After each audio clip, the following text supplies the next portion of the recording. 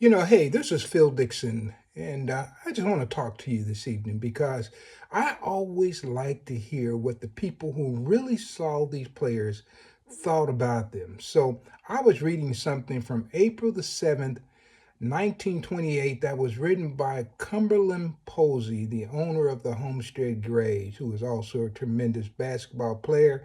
He was all wrapped up in sports. And so this is something that he said. I'm going to read this here. And this is what he said. When colored baseball players are spoken of and written about as the best colored player that ever lived, there is a lot of territory being covered. So he said, we have heard of Bill Monroe, and Bill Monroe was a great one. Heard of Rube Foster as a pitcher, saw Dick Redding in his prime, and saw Oscar Charleston, the first year C.I. Taylor had him, and every since. Saw Lloyd, talking about John Henry Lloyd before he went to the Lincoln Giants and to Rube. And then saw Pete Hill when he could hit, field, and run. And saw Elwood Bingo DeMoss. And how about this? Saw Leroy Grant. Leroy Grant was a first baseman, DeMoss a second baseman. And William Dismukes, the great pitcher. John Donaldson, saw him. Wilbur Bullet Rogan, John Beckwith, and Martin Diego.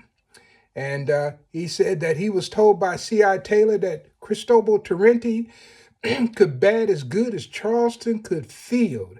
And if I ever saw Torrente walk up the street, I would say, there goes half a ball club. Man, that's quite a statement.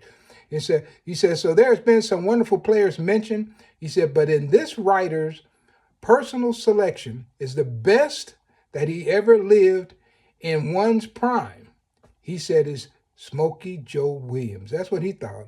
And he went on to say, last October, Joe shut out the American League All-Stars twice in a row on 3 hits and 5 hits. That was 1927. And this guy was approaching 50-something years old, 51, 52, somewhere in there. And he beat the All-Stars.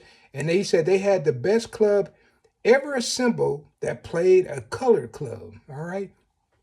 This is what Cum Posey had to say. So just think about it. These are some pretty powerful words.